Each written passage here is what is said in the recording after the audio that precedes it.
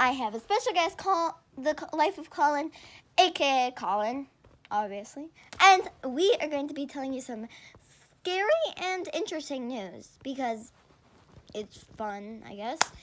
And comment down below if you like snow, and please subscribe to my channel. Turn on the notifications so you can know if you'll be notified if I get another video.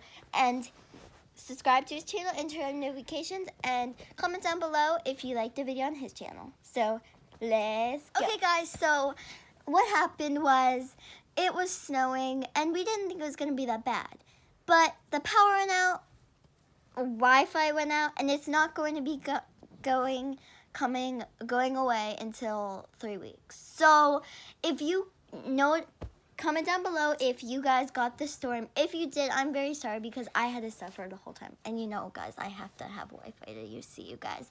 But, you know, we didn't have Wi-Fi. So, Colin, tell us what you think about the storm. It sucked. Yeah, Colin, it did. But we had to deal with it. I hope Mother Nature will stop but we're getting another one on Wednesday. So, yeah, 2 days. We're getting another one.